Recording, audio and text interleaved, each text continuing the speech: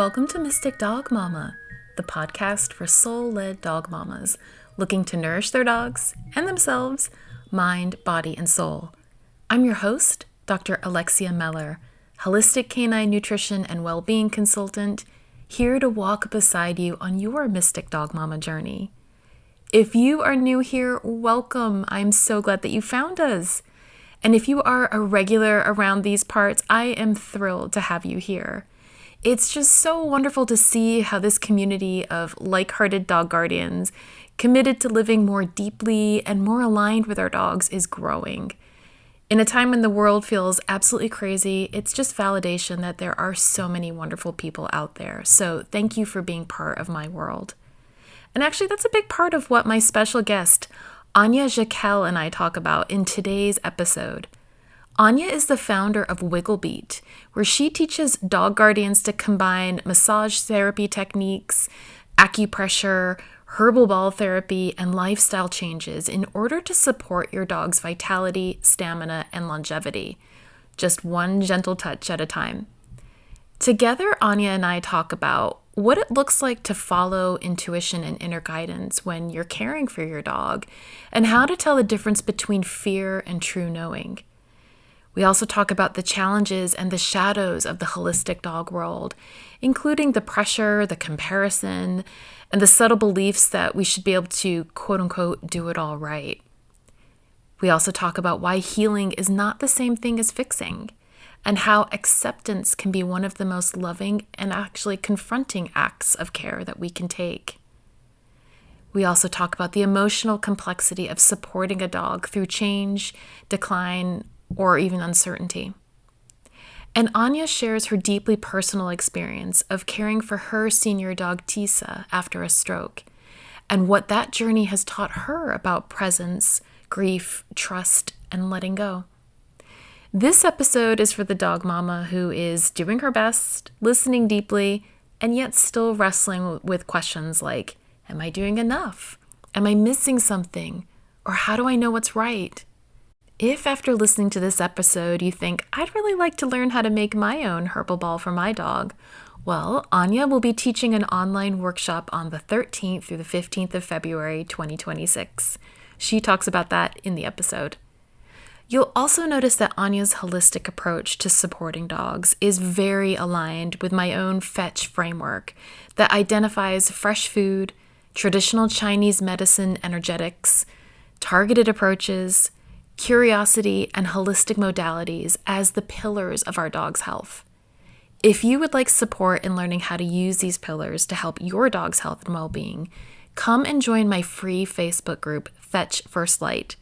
It's a community of like-hearted guardians just like you, where we cut through the noise and help you gain clarity on your next best steps to supporting your dog's health and well-being. I would love to see you there. Search Fetch First Light on Facebook or just click the link in the show notes to join. All right, on that note, let's go. Hi, Anja. Thank you so much for joining me on the Mystic Dog Mama podcast today. I am so excited for our conversation.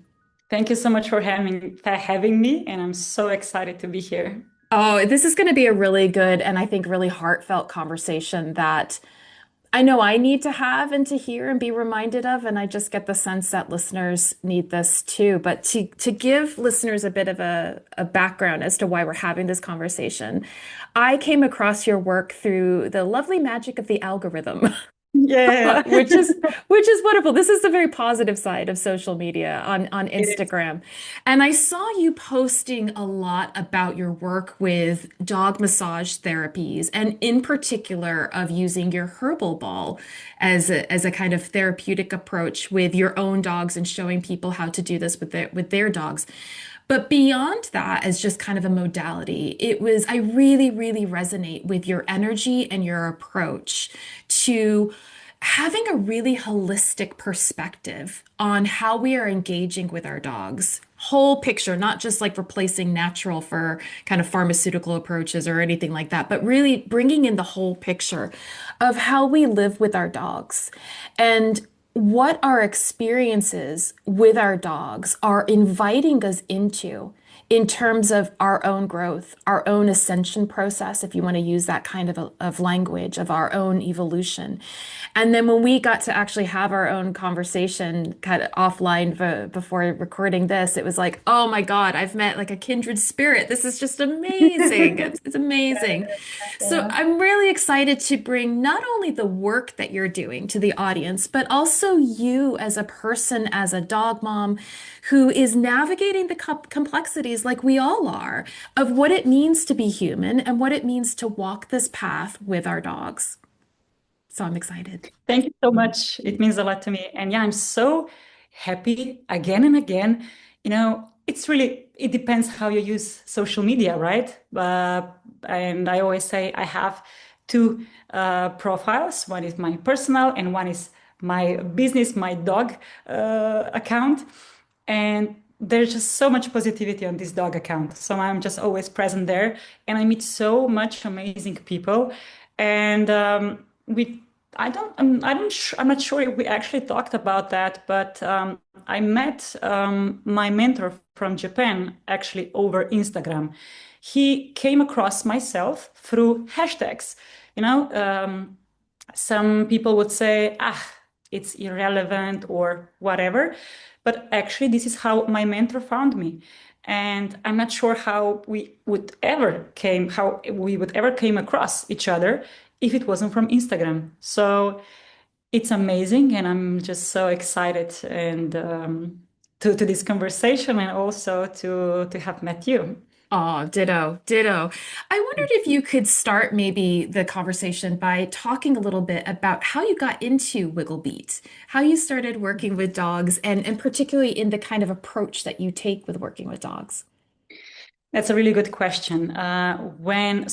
I really felt connected with dogs ever since I was a kid. I always say this funny anecdote. When I was a little, I wanted to be a dog. I just felt such a big love towards them.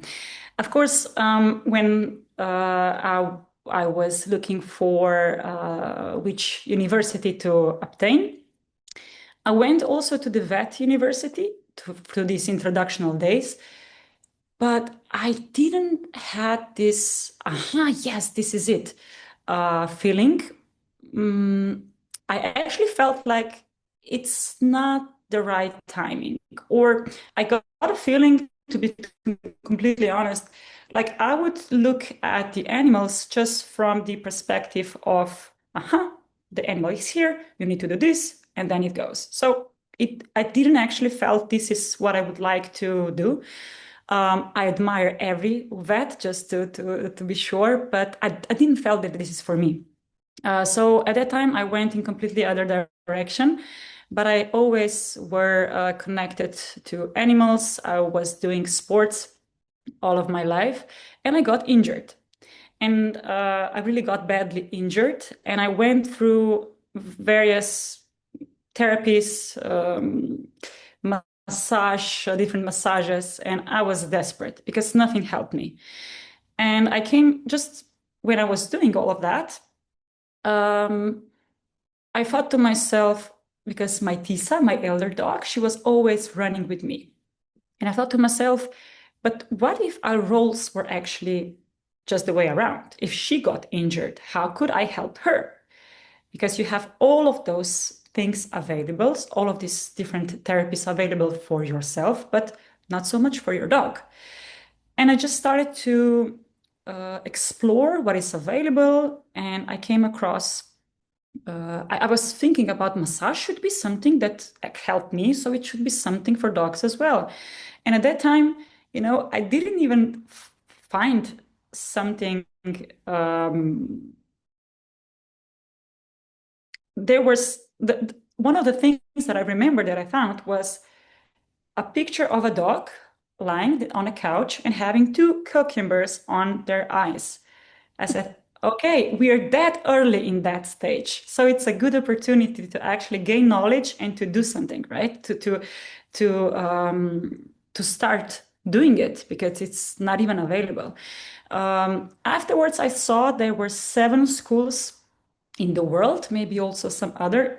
Maybe there were some weekend courses, but I really wanted to gain a proper knowledge. And I choose Northwest School of Animal Massage in the US. And this is when I actually started. This was my first certification.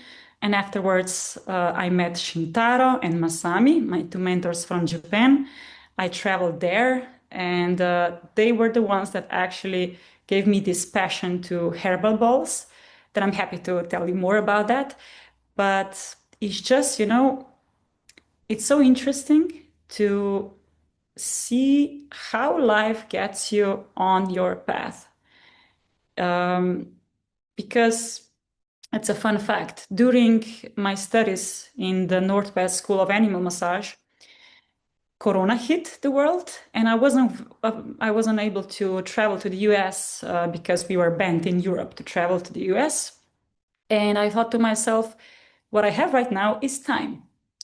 And Shintaro reached out to me over Instagram, and I checked his profile, and I said to myself, oh my God, this guy is amazing. He actually do everything that I would like to do here in Slovenia, in this part of the world. They have this amazing dog wellness, and I completely fell in love. It was like you would take the idea out of my brain into the reality, just that it already exists in the other side of the world. And I said to myself, I have nothing to lose. I can ask him, hey, I respect you so much, and I cannot travel to US to continue with my studies. Would you be my mentor?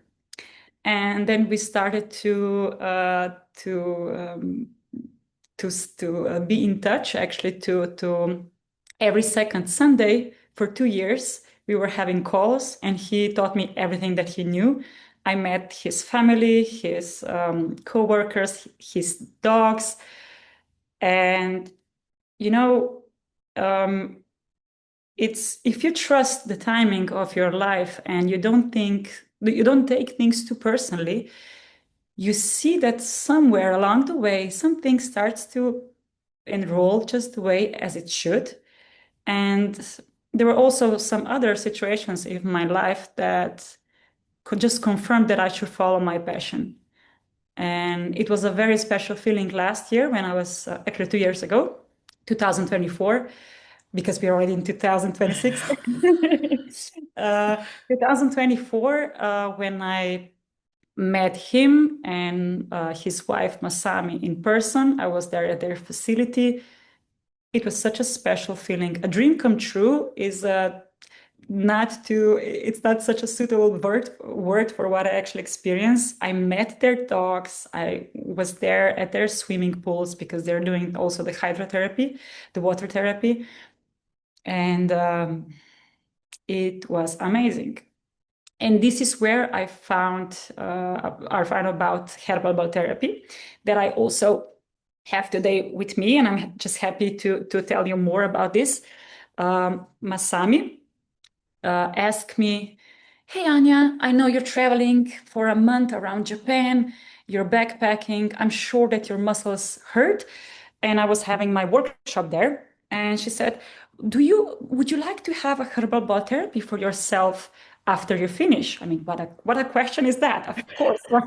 Would you like to have a free manual therapy? So I felt honored, and I said, of course, thank you so much. And she introduced me to herbal ball therapy. She also showed me how this works. And they don't only do the therapy, they're all the herbs that they put in herbal ball are growing in their garden, and they're amazing. And me and my partner received that therapy. We also saw how this works on dogs. And I said to her, Masami, this is so wonderful and it's so safe, because that was one of my ideas as well when I was thinking about what massage tool or what tool could I offer to dog owners to just advance their care. Gua sha is one of them, but what I see is that not a lot of people have the feeling what kind of pressure should I use. They're very used to use the same pressure as they were massaging humans, which can be, they could actually get completely different effect, or they can even do more harm.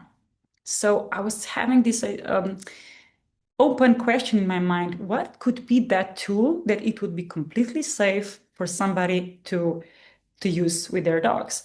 And it was just 2 weeks before I was thinking about that. And then Masami reached out to me with Herbal Ball Therapy. So that was also one of the sparks, let's say, on my way. And I asked her, Masami, this is so wonderful. I think that as many dog guardians as possible should know about this, because, just warming up the muscles, not warming up as before they go into the activity, but in sense of regeneration and in sense of trauma addressing and communicating safety, presence. This is a whole new chapter that opens up when you start doing it. And this is why I love it so much.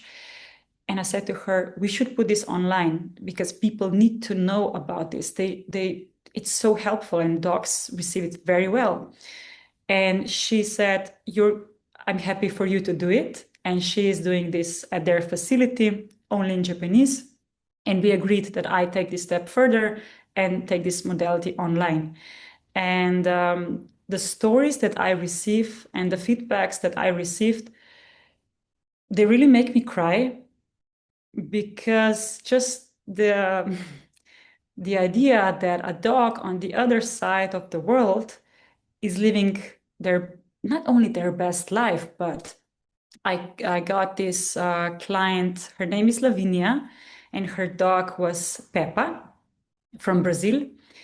Peppa was going up and forth for operations, vet checks. She had a cancer, and nothing was really working good for her. And she signed up for my course, where you can learn how to make this at home, because I think that the best ingredients, of course, you can order this at myself as well. But I think, if I made a joke, Jesus say, I won't give you fish, but I will teach you how to fish, right? So if you know how to make it at home, you have it available always, and you can test around with different herbs, with different ingredients, and you can see how your dog reacts. And this is what I would like actually to give for dog owners to experience, to pay attention, to immerse themselves in this modality. And she made amazing herbal balls. She was sending me pictures, and she also sent me a video of Peppa enjoying it. And not only that, what really touched me was her saying that she saw that herbal ball therapy actually gave a safe harbor to Peppa. And she died 1 month ago. Mm. But she said that was like, this is one of the most important things that I would also like to point out, is not always try to save things or to solve different problems or to deny the condition your dog is in. Like, just because we were brought up in this world with so many solutions doesn't mean that we should always search for ones. You should just stop, be present, and just be with your dog or another person just in that state and said, I accept you. Even if you have a condition like that, or even if you're sick, I'm here with you. And this is where I see oftentimes again that when we go in that state, the healing begins. Not us trying to solve everything, but just being present. And this is one of the most intimate and one of the most beautiful things that I would like for as many dog guardians to experience. Just taking your time and be present.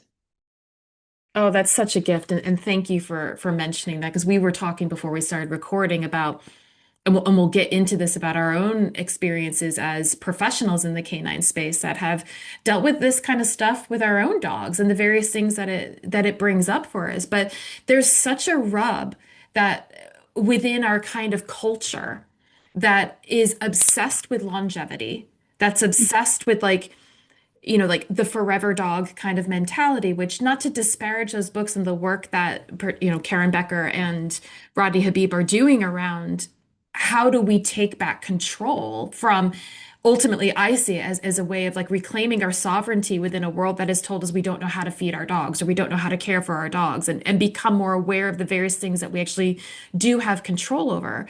But I think there's such a tendency in our culture to feel like, one, we have, like you're saying, that we have to fix everything, and that the kind of like get rid of culture. Yeah, yeah. Hmm.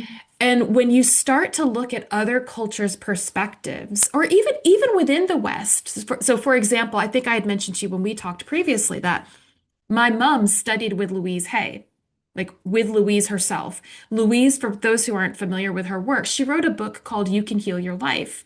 And one of the big gifts that I feel like she gave to this sort of wellness space, she was at the forefront of leading the current wellness space back in the 70s and the 80s, and then really kind of took off in the 90s. But she started to bring to more of a mainstream conversation the relationship between dis-ease in the body and Hmm. emotions and experiences. But again, not necessarily from this perspective of we need to get rid of it, but actually to be able to ask, what is the wisdom that is Hmm. in this dis-ease, that is in this situation, whether it be within yourself, within your dog, within a family member, it doesn't matter. If we can pause and ask that question, one, that puts us in a different relationship with it, right? We're not looking for the negative things. We're actually then looking for the very positive things that Exactly. that we wouldn't get to experience unless this situation showed up in our lives, right? I And agree. I think so, you bringing that up in the context of our dogs, where so many of us, we love them so much and we're aware that they live for a much shorter period of time than we do. We can become obsessed with trying to do everything right. You're doing all the food right. You're eliminating all the toxins. You're doing all the things, and your dog still gets sick. It's something still happens. And then that can lead to this awful cycle of guilt, shame, blaming ourselves, all of that kind of stuff. And I think you make such a crucial point of, before we get into that space, can we stop and reflect? And how do we accept? Doesn't mean we have to like what we're seeing. Like there's that difference, right? But when we accept it, we open up to such a deep possibility, to the mystery. Hmm. We start to listen. Yeah, We yeah. do. Hmm. We do. Absolutely. So could you maybe tell us a little bit about what is in the herbal ball and how it's actually functioning? Of course. So we mix inside 60% of herbs and 40% of other ingredients. They can be, for example, ginger, chamomile, rose. It really depends on what kind of effect we would like to or what information we would like for our dog to receive. Because different herbs actually have different frequency, and just the smell works completely different with dogs as in our cases. I mean, of course, you would say chamomile makes us feel more relaxed, but this is with our sense of smell. Dogs' sense of smell much, I mean, just their center for smelling is just so much bigger. So they sense so much more information from the sense they smell. And this is why it's just so very important that before we start with herbal ball therapy, I always advise for people, just when you wrap it, you just need to, or you should just position it close to them for them to get to know with it so they can smell it around, not to immediately start and warm it up and start massaging them and putting on their body, because of course they will get afraid. And when we would try to do it another time, they would connect that with the bad experience that I have in the previous time. So um, everything that is inside is of course natural. Also, the wrapping is cotton, and we wrap it up. We actually test it out on our hand if it's nice, if it's not too hot. And then we position it on specific parts of dog's body. I actually have, for the one looking at the our conversation, Yeah. I have here a mannequin, and I always say we should start at the around the shoulders, because this is where the majority of weight is as well. So 60% of dogs' weight is on their shoulders and 40 on the other side of the body. And this is where actually the stress accumulates faster. And also it's maybe better to start near the head, and then you can also go, let's say, near the root chakra. This is near the tail. And this is where actually, when my elder dog Tisa had really challenging few months, as I mentioned to you, this was actually the part where I actually put Herbal Ball, and I was just communicating to her safety, presence, and so on. So to answer your question, there are, of course, different ingredients through which we communicate different intentions, and then are as well different parts of the body through which we communicate also different emotions. And it's exactly the same as with us, right? We lock in emotions or trauma inside of our body. Trauma gets locked inside the fascia. And of course, if we're not taking care of ourselves, our dog will soak up all of our emotions as well. So this is why I say that they're such an amazing teachers for us. What I see with my students is they will stop and start to listen when their dog has a certain condition or a certain disease, but they won't stop when something hurts them. So we oftentimes don't take so much time for ourselves, or just to be more mindful on the way we live, and to just be more to take care of our emotions as well. But when our dog is in pain, this is where we're going to stop. And if we take it a step further, of course, more often than not, our dog's condition is strongly connected to our conditions. And when we start healing our dog, we need to stop. And this is where the healing begins also with us, if of course we're open to it. And this is why I say that dog massage, or just dog care in such a way, goes both ways, because it cannot be any other way. Your dog will also won't let you work on themselves if we're stressed, if we're anyhow under the weather. They will move away, because they show us that they don't want to accept not accept, but the energy that you're transmitting in that situation is just intense. And they're such an amazing reminders, if I can say like that we should take care of our emotions. And I'm not saying denying them and be happy, happy, joy, joy all the time and just put them away. No. How I do it, and what I advise to my students is, when you're feeling bad, or when you have certain emotions or certain situations in your life that you don't know how to handle, you just say that to your dog. I'm desperate right now.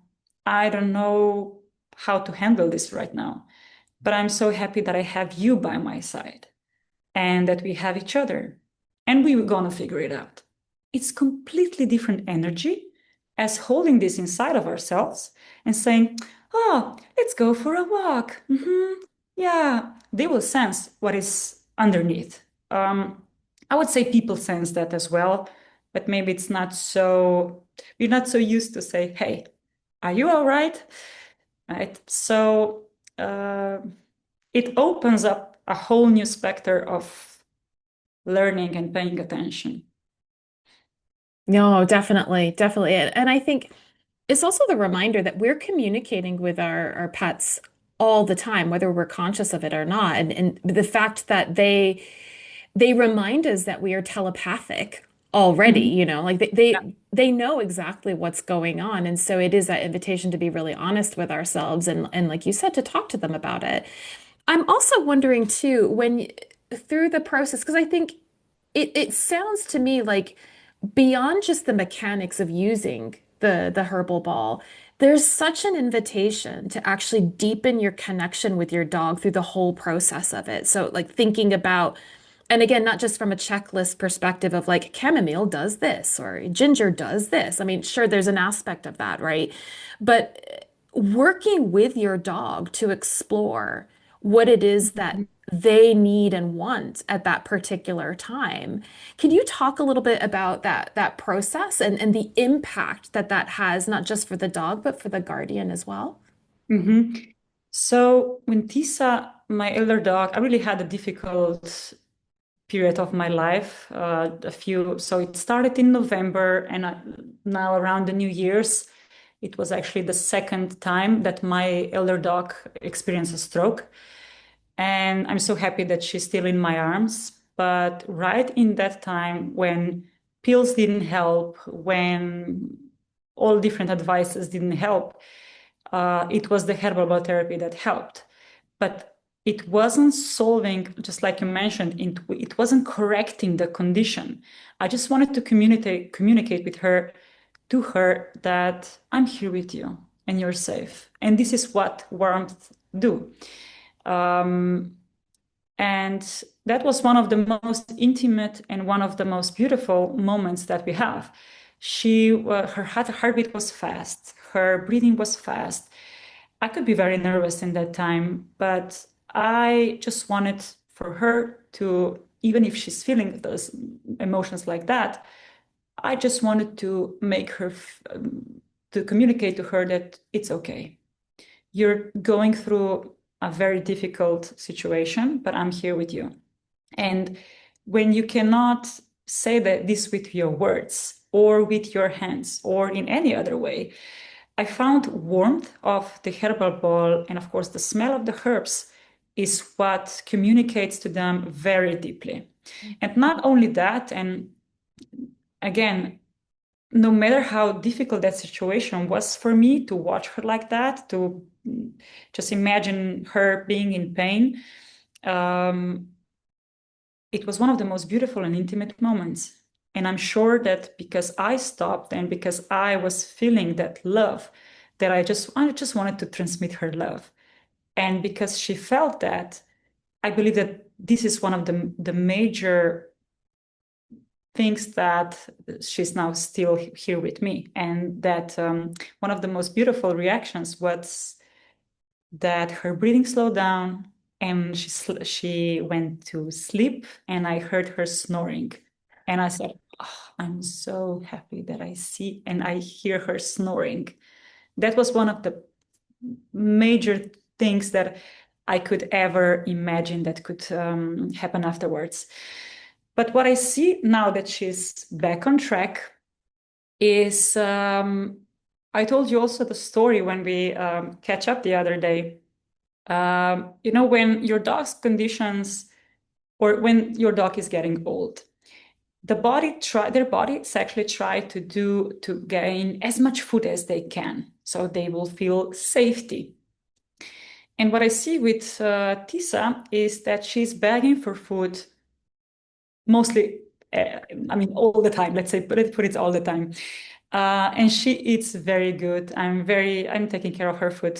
She's eating in accordance to traditional Chinese medicine. And I joke around that she eats better than me.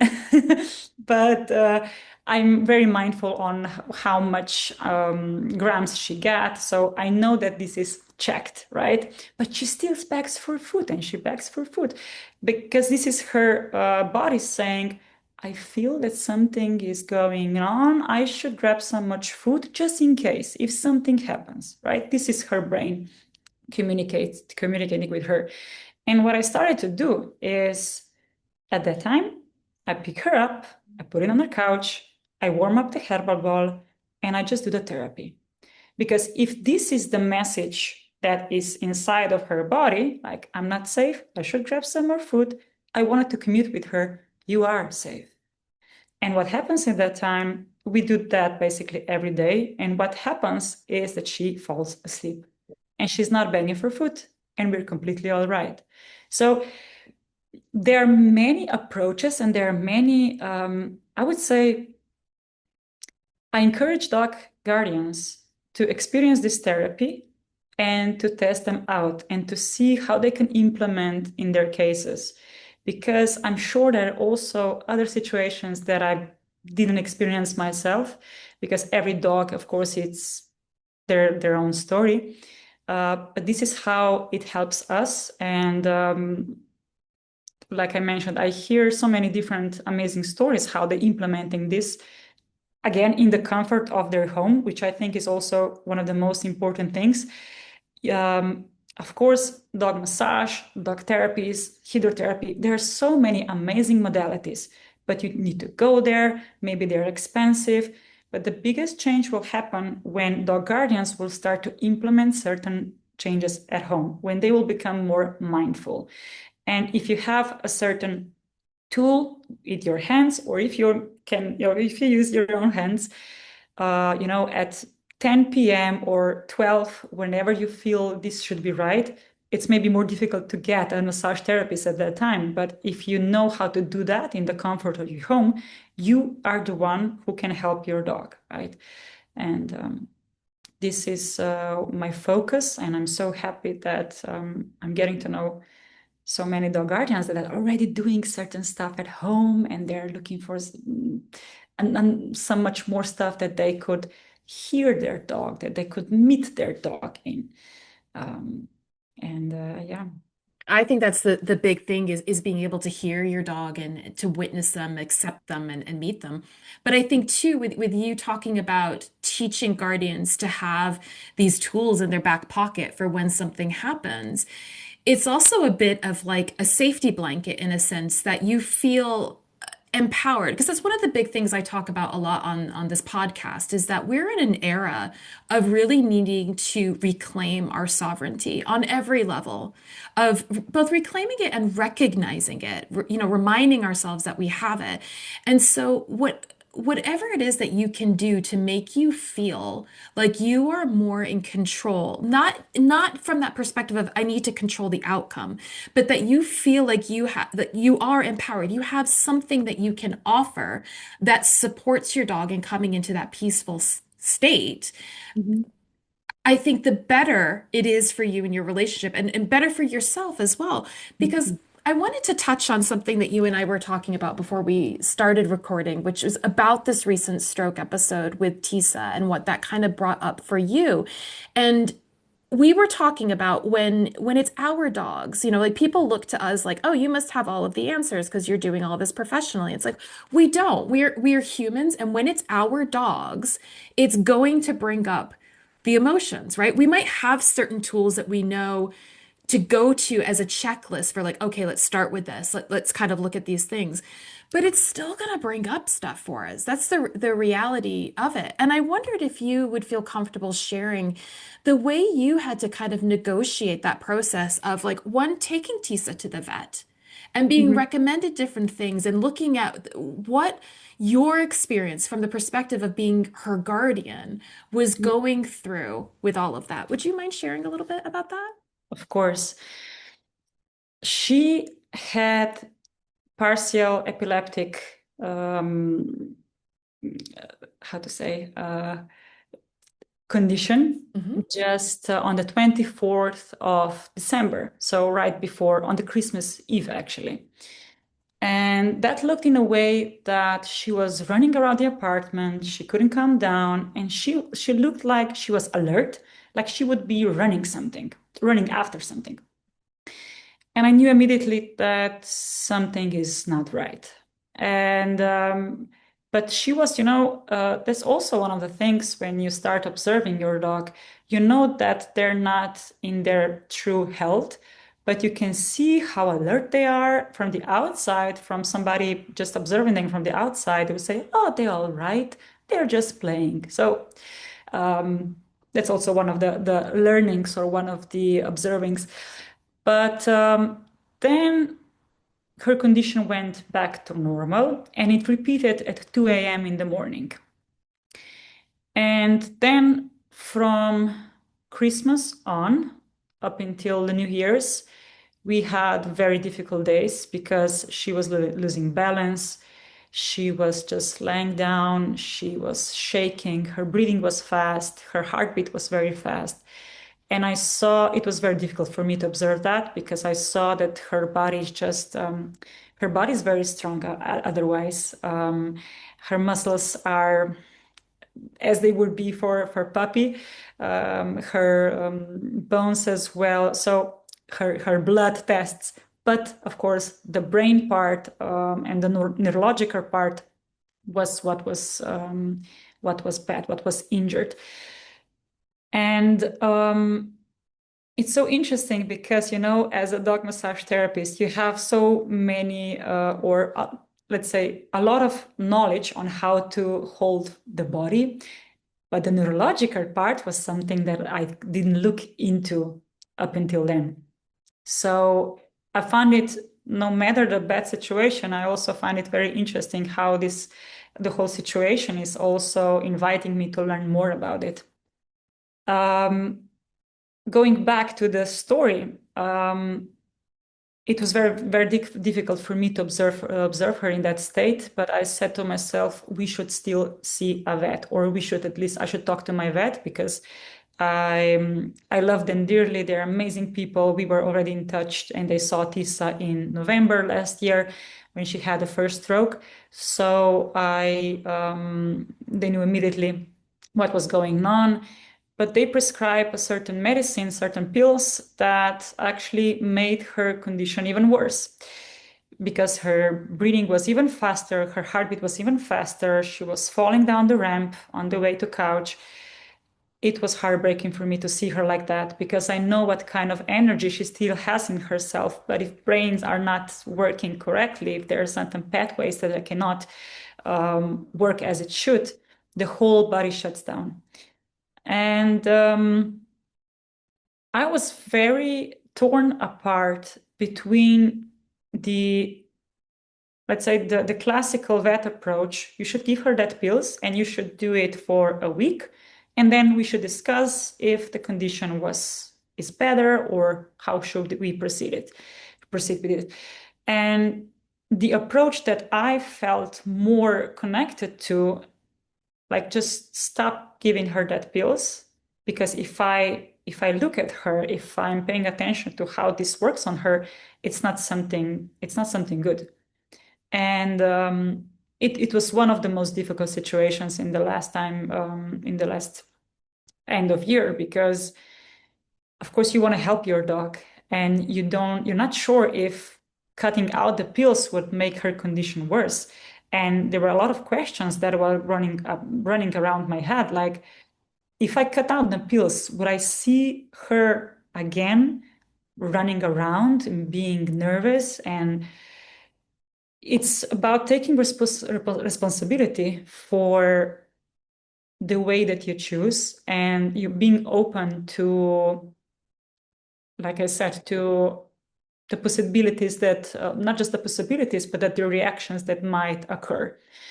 But when I saw her breathing fast, when I held her close to me, her heartbeat was so fast, and I felt her heartbeat in my heartbeat. And if you have dog in your arms very close to you like that, it cannot be any different that your heartbeats start to jumping very similar as your dog's, or if you're holding another person, right? And her breathing as well. And I knew immediately in that moment that I cannot affect her with my breathing, because usually when I work with dogs and when I put my hands on them, you can sense their breathing. And through just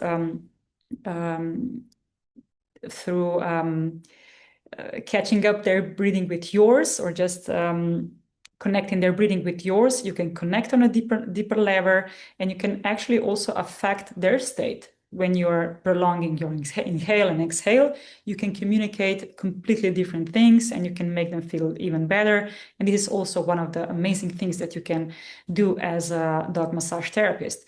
But in that state, in that situation, I understand that I cannot.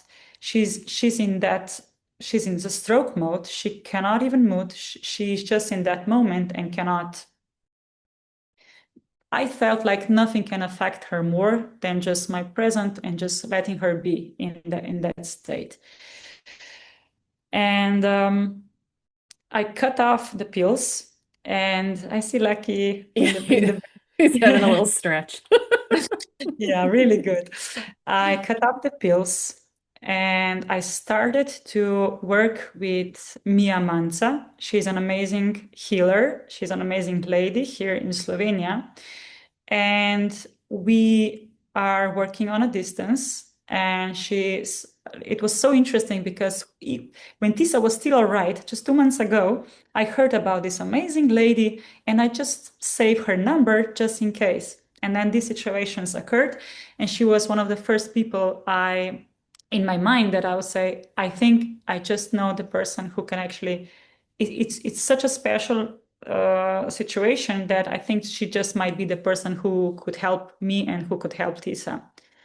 And I found it so amazing that when we start working, she sent over quite an extensive questionnaire where there were quite a few questions also about myself, about the situation and the different things that I'm experiencing in my life, or ever since I was a kid, and ever since Pisa was a puppy.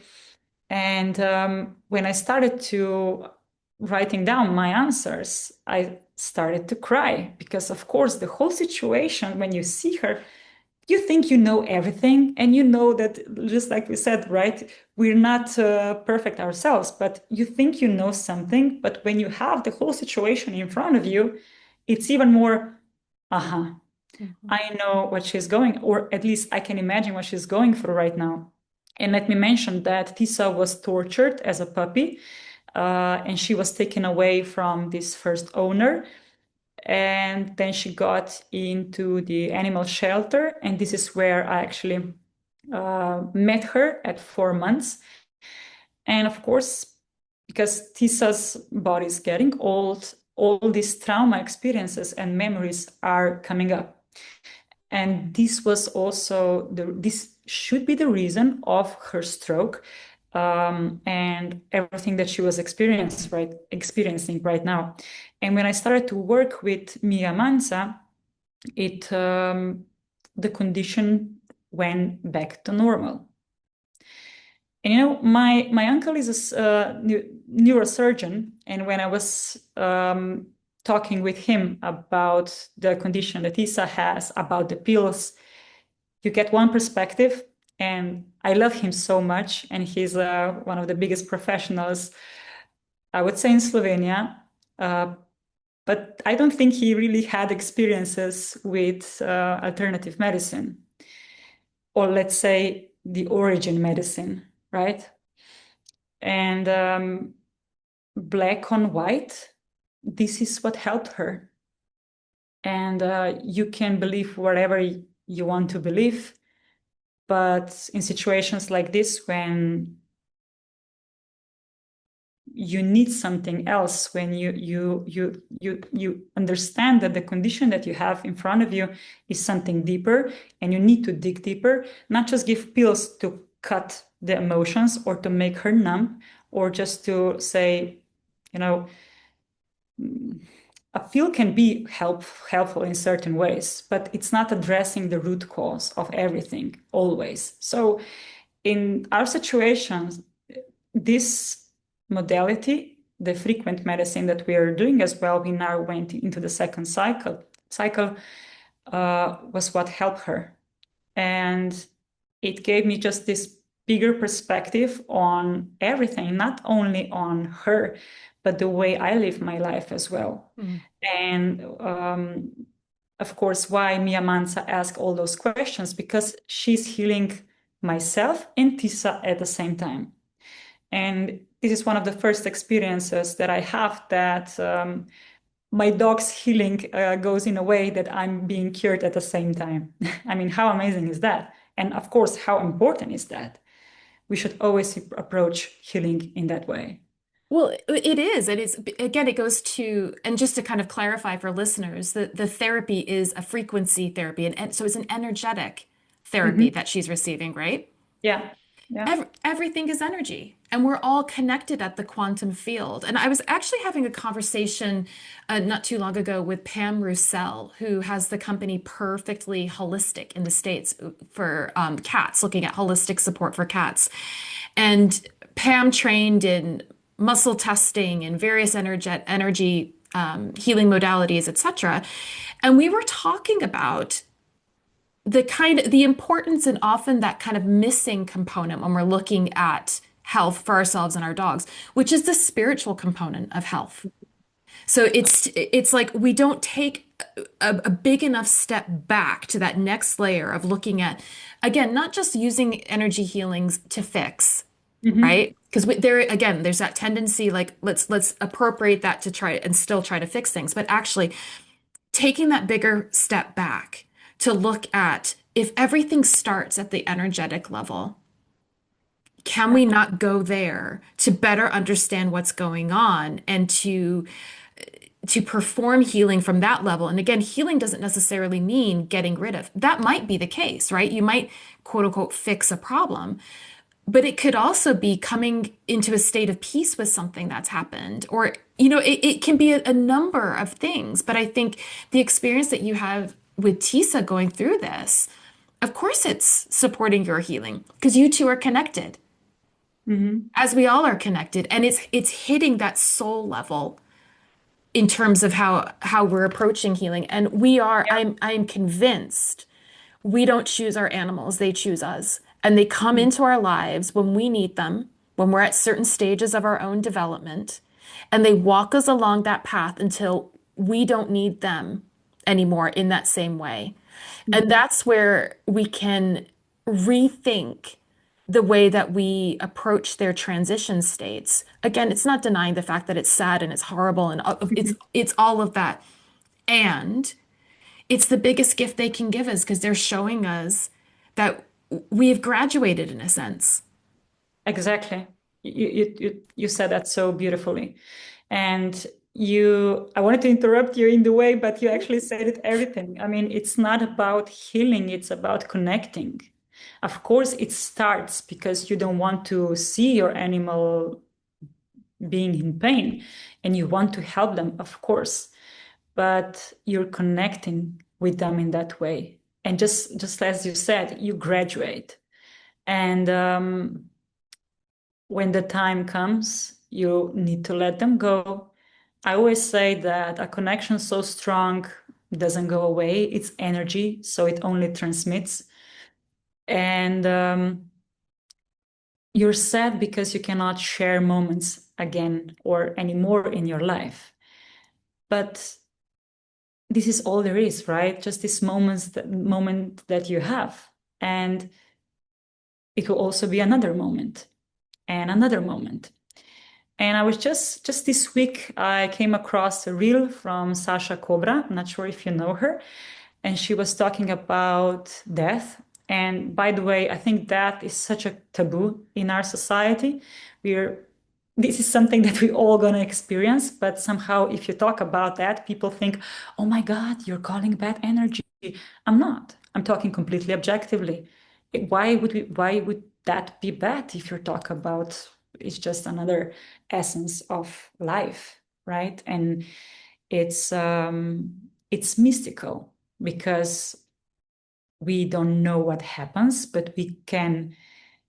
It's a big question mark, right? And but what we know for certain is that people and animals that go into light, they are solved, right? They're not in pain. They are in light. They feel this love. And if you would ask them, they would like to for us to have the best life further on, to have them, of course, in our hearts, to experience joy and everything there is. So, of course, when the grieving period is past, this is something that makes us the students of life. And if you can look from this perspective, just like you mentioned, if you go a step back and if you see the whole perspective, the whole situation, and how much it gave you, and how much more richer you are because of this everything. Of course, you're sad. It's so difficult, but you're taking decisions and you can tap into this amazing wisdom of life. So, in that sense, this is this other part of being just happy and share these amazing moments with our dog. But I would take it every time, no matter how hard it is. And I want to be there for my dog. I don't want to be there just for myself, trying to save her, not to be sad, to have her here. But I wanted to be the best guardian there is for my dog. I wanted to be their guardian of their energy, of their transmission to the other side. I wanted to be that anchor in their life, not because of myself and my emotions, but because of them. And if this is your Northern Star, I think you can learn so much along the way. That's beautiful. And it also kind of parallels how a lot of cultures in their mythology talk about dogs as welcoming us on the other side, whether that's the other side of the Rainbow Bridge or like more ancient cultures that talked about like the underworld, that it's the dog that then guides us home. So I think that's really Really? beautiful. Yeah. So beautiful. It's really Oh, beautiful. It's really beautiful. So we're guiding them in this life and they guide us in the next life kind of thing or on that transition. But I think you're right that in our culture we are so afraid of death. And I interviewed on the podcast Beth Bigler, who is a pet loss grief counselor. And oh. she said one of the most profound things about this that I think I've ever heard, because it just was like, oh my gosh, like a just a jaw-dropping realization of how we experience life. And she said, she was speaking from an American context, but I'm going to kind of broadly generalize this for the Western context. The only thing that we are comfortable with losing is weight. Yeah. So we will do anything we can to avoid losing in any other context. And I think we have done ourselves such a disservice. And you can see that even rippling into conversations like around our food system to kind of like take a tangent with it. But like this idea of that we can produce food without killing anything is just completely erroneous. And actually takes us further out of the beauty and the mystery of the system, this ecosystem that we are in.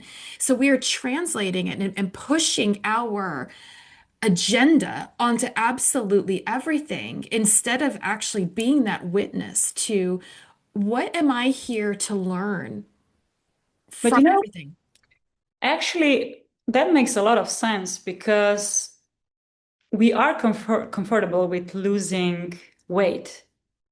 And losing weight means also losing the emotional weight of grabbing something to not let go. And also, if you look from our animals' perspective, the weight of pain, the weight of, I don't know, injuries, the weight of energy that's pulling you down. But if you release that, then we're good, right? Mm-hmm. So that basically makes a lot of sense. I think that we just because we can think so much doesn't really requires us to do so. It's this is also one of the things that we can learn from our dogs, right? Just be in that moment, not think too much, just do it.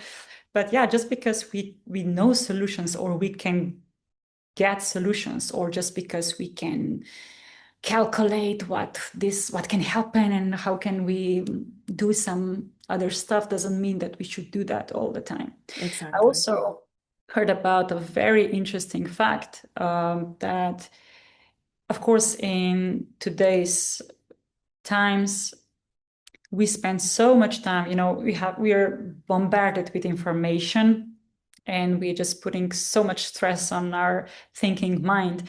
And this is why we're also so tired, because we are also in this mental state, and we are also we are all the time thinking about stuff. And when you're in your head too much, your body cannot heal itself. When you just stop again and you just go inside yourself, the body will give this energy into the certain parts of your body that needs care. But if you're all the time in your head, you don't allow your body to do that. That's a really good point. That's a really good point. Anja, I could literally talk to you all day. I think we have to have you back and have some more conversations like this. I think it's really important and the work that you're doing is so special. I wanted to ask you, is there anything that we haven't covered that you want to make sure that listeners know about? As well as could you let them know about some upcoming workshops that you are offering where they can learn to make their own herbal balls? Thank you so much. Yes, I'll be having a group program on the Herbal Ball Therapy for dogs. It's actually throughout 3 days. On the first day, we will have a look on the traditional Chinese medicine, on different food properties as well, on different dog personalities that you need to be aware of. On the second day, we look into acupressure points that they can tap into and start to use again in the comfort of their home. And on the third day, I'm teaching you how to wrap your own herbal ball, which ingredients you can choose, and what areas are the best to work on. And I'm so happy to welcome you here. And thank you so much, Alexia. I was really enjoying this conversation. And also thank you for everything that you're doing, because you are just the gateway for all dog guardians to hear about how many modalities are there. And I think your work is just so special. And thank you for doing what you do, because the knowledge is something that I think people are missing. I always believe that whatever dog guardians do, right or wrong, they're doing it out of love, and they just don't know how they can help them, or they just don't know how to tap into certain condition or in certain time and space.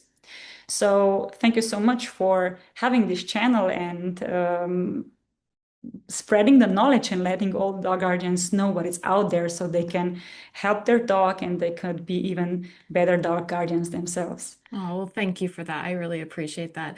I'm going to leave the links to your website in the show notes so people can click there and learn more about how to sign up. I'm assuming that's just the easiest way to give them some information on how to sign up for the workshop if they're interested. I'll also leave your Instagram so people can follow you from there. And are you okay with people reaching out and asking Yes, questions?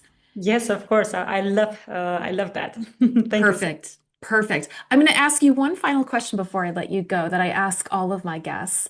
And you can reflect on whether it's with Tisa or if this is sort of dogs generally. But what do you feel that dogs have taught you about what it means to be human? Mm.